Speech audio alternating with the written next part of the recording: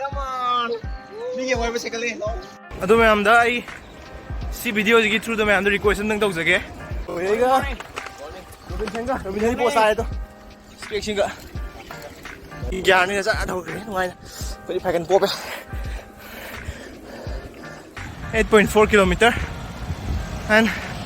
33 minutes. Thamo gi pau tung ki tai ro. Em nuai ma khom jam refreshing oi hai tai.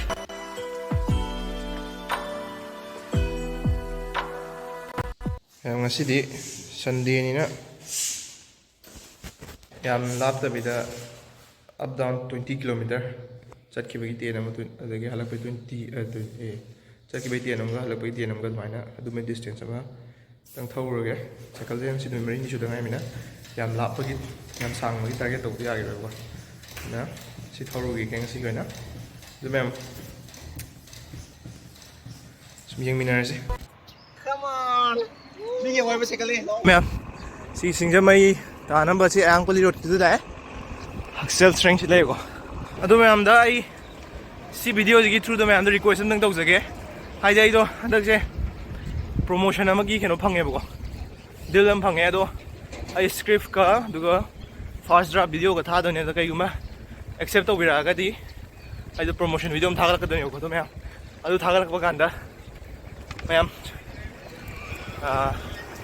kaya support tau biyo na request tau sake hai de dum ano do AI gi di oi dune ba ko ai kum de hire gi sa de I so try tau ri moi do adu tambadi ngam de ko ma'am thagalak tab jai moi accept torok ta taraga di du ga yeng age nu kana ne di khale ma'am adu su ma'am na su ga su na support tau bi ka ne tha jai yening da su yening da su bolum lai ta ga pocket tap sala ga ding tham yo minute ni ma kai sang tu ne 3 minutes ani ma kai de na 3 minutes bu chang khang tu ne adu ma'am makha tan thau da se je mai ta ga MU 10 km mu de ram ga ni adu makha ta bi kyam thau tu no thau roi tu no di khang de ja hom de le hoi min na ku tim oyega Robin Henry post aaye to speaking ga चलो थोकलो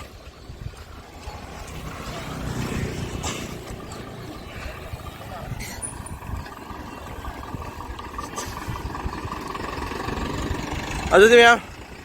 phone से हापसन करके अदुगा मखा तान थौदरगे होरेन अमुक मुते उलागे let's go हक्चांग फब फदबैदि खंद्रे ma'am वखलदि ति नुंगाए पोरे उद्रे तुम लरे पोरेना सिंजम ये फलकदोर अदुदि मैम खाता थौदगिगे MU बौदि सोय सोयदबि यौरने दो अदु हेना सांग थौदबदि खंद्रे हादि hawai ang ngày thâu gì gì thâu đâu kia ngày đây chú tìm em ha đây là ơi thâu có đâu ơi ông sẽ lên đi phone như pocket ông chẳng hạn rồi đừng ghé cái xí luôn nó có mỹ đó nó ngoa cho bạn ơi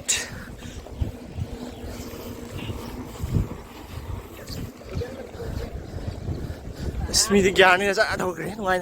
ko di phakan po pe hết này chung này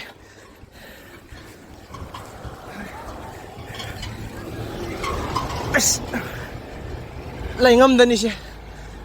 gya ki quá khang ấy chứ rồi phakan rồi thau đầu cái cùi vào cái si dik sin di phat ngai ma cha cha ban rồi chẳng như thế dik số nungai bang khang da ba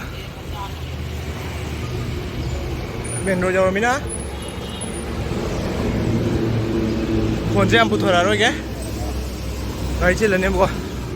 na pocket lai ge harin hom de ro kan na ma tiam ka ba ge aji ma'am MU wal di thoru gi ge yam lap tra ga su MU ge ti op se ma'am nga tho ju ge 8.4 kilometer and 33 minutes. Koi je yam lumbam yauri chega. Aduna si chang mong dang ha thogi. Yam lap dia ar. Bunga ngai. Koi ri cycle je khara lume. Robin thangi na cycle je. ꯍꯣꯔꯦꯟ ꯊꯧꯕ ꯑꯃꯨꯛꯁꯨ ꯃꯣꯏ ꯏꯕꯥꯅꯤ ꯋꯥꯅꯔꯅꯤ ꯁꯤꯟꯅꯕ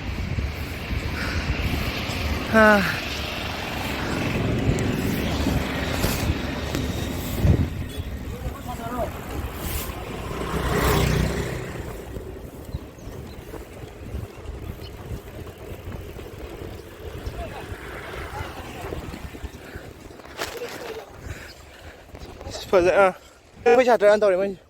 ꯃꯣꯏ ꯁꯥꯇ꯭ꯔ ꯅꯠꯇꯕ ꯆꯪ ꯌꯥꯗꯕꯩ ꯇꯥꯏꯞ ꯇꯧꯕ ꯈꯪꯗꯦ ꯑꯦꯝ ꯏ ꯀꯦꯝꯄꯁ ꯆꯪꯗꯕꯨ ꯑꯇꯩ ꯆꯪ ꯌꯥꯗ꯭ꯔꯒꯗꯤ ꯀꯩꯅꯣꯝ ꯇꯧꯗ꯭ꯔꯣ ꯑꯦꯠꯃꯣꯁꯐꯤꯌꯔꯗꯤ ꯐꯖꯩ ꯍꯋꯥ ꯅꯨꯡꯁꯤꯠꯇꯤ ꯁꯦꯡ ꯊꯃꯣꯏꯒꯤ ꯑꯣꯏꯕ ꯄꯥꯎꯗꯝ ꯈꯤꯇ ꯍꯥꯏꯕꯤꯔꯣ ꯌꯥꯝ ꯅꯨꯡꯉꯥꯏ ꯃꯐꯝꯁꯦ ꯌꯥꯝ ꯔꯤꯐ꯭ꯔꯦꯁꯤꯡ ꯑꯣꯏ ꯍꯥꯏꯇꯥꯔꯦ ꯅꯨꯡꯗꯤ ꯅꯨꯡꯉꯥꯏ ꯃꯌꯥꯝꯁꯨ ꯑꯗꯨꯝ ꯑꯌꯨꯛꯇ ꯁꯨꯃꯥꯏꯅ ꯀꯣꯏꯊꯣꯛꯄꯁꯦ ꯋꯥꯛꯀꯤꯡ ꯆꯠꯄ ꯌꯥꯏ ꯋꯥꯛꯀꯤꯡ ꯆꯠꯄ ꯌꯥꯏ ꯒꯥꯔꯤ ꯊꯧꯕ ꯌꯥꯏ ꯇꯁꯦꯡꯅ ꯑꯁꯪ ꯑꯃꯥꯟꯅꯗꯤ ꯂꯝꯄꯥꯛꯁꯨ ꯌꯥꯝ ꯂꯩꯀꯣ ꯌꯥꯝꯅ ꯀꯩ ꯍꯥꯏꯅꯤ ꯌꯥꯝ ꯅꯨꯡꯉꯥꯏꯅꯤ ꯍꯥꯏꯇꯥꯔꯦ ꯌꯦꯡꯕ ꯑꯗꯨꯗꯤ ꯃꯌꯥꯝ ꯁ꯭ꯋꯥꯏꯗ ꯕ꯭ꯂꯣꯛ ꯂꯣꯏꯁꯤꯜꯂꯨꯔꯁꯤ ꯆꯪꯖꯔꯥ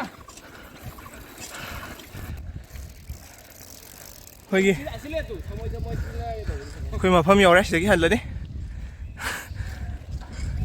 ꯍꯟꯕꯁꯦ ꯑꯩꯈꯣꯏ ꯌꯨꯝꯂꯣꯝ ꯍꯟꯕ꯭ꯔꯥ ꯍꯣꯁꯇꯦꯜꯂꯣꯝ ꯍꯟꯕ꯭ꯔꯥ ꯑꯃꯗꯤ ꯇꯧꯔꯅꯤ ꯃꯌꯥꯝ ꯑꯗꯨꯗꯤ ꯈꯪꯗ꯭ꯔꯦ ꯀꯔꯝ ꯍꯟꯗꯣꯏꯅꯣ ꯑꯗꯨꯗꯤ ꯃꯌꯥꯝ ꯚꯤꯗꯤꯑꯣꯁꯦ ꯉꯁꯤꯒꯤ ꯑꯣꯏꯅꯗꯤ good morning from M U ꯂꯣꯏꯁꯤꯜꯂꯛꯄ ꯚꯤꯗꯤꯑꯣꯅꯤ ꯑꯗꯨ ꯃꯌꯥꯝ ꯚꯤꯗꯤꯑꯣꯁꯦ ꯉꯁꯤꯒꯤ ꯑꯣꯏꯅꯗꯤ ꯁ꯭ꯋꯥꯏꯗ ꯂꯣꯏꯁꯤꯜꯂꯒꯦ ꯍꯟꯕꯒꯤ ꯖꯔꯅꯤꯗꯤ ꯌꯥꯎꯔꯔꯣꯏꯒꯦ ꯑꯩ ꯅꯪꯁꯤ ꯑꯗꯨꯝ ꯊꯣꯛꯂꯛ ꯀꯣꯄꯤ ꯌꯥꯝ ꯆꯥꯗꯅ ꯑꯗꯨ ꯃꯌꯥꯝ ꯑꯩ ꯉꯁꯥꯏ ꯍꯥꯏꯖꯈꯤꯕꯗꯣ ꯑꯩꯒꯤ ꯑꯃ ꯊꯥꯒꯠꯂꯛꯑꯒꯗꯤ ꯁꯞꯄꯣꯔꯠ ꯇꯧꯕꯤꯌꯨ ꯍꯥꯏꯕꯗꯣ ꯑꯗꯨ ꯁꯨꯡꯁꯣꯏ ꯁꯣꯏꯗꯅ ꯁꯞꯄꯣꯔꯠ ꯇꯧꯕꯤꯌꯨ ꯃꯌꯥꯝ ꯌꯦꯡꯅꯤꯡꯗ꯭ꯔꯁꯨ ꯁꯥꯎꯟ ꯂꯩꯊꯔꯒ ꯐꯨꯔꯤꯠꯈꯥꯎꯗ ꯃꯤꯅꯤꯠ 2 ꯃꯈꯥꯏ 3 ꯇꯪ ꯍꯥꯞꯆꯤꯟꯕꯤꯌꯨ ꯑꯩ ꯁꯞꯄꯣꯔꯠ ꯇꯧꯕ ꯑꯣꯏꯅ ꯄꯩꯁꯥ ꯐꯪꯗꯣꯏꯅꯦ ꯌꯥꯔꯗꯤ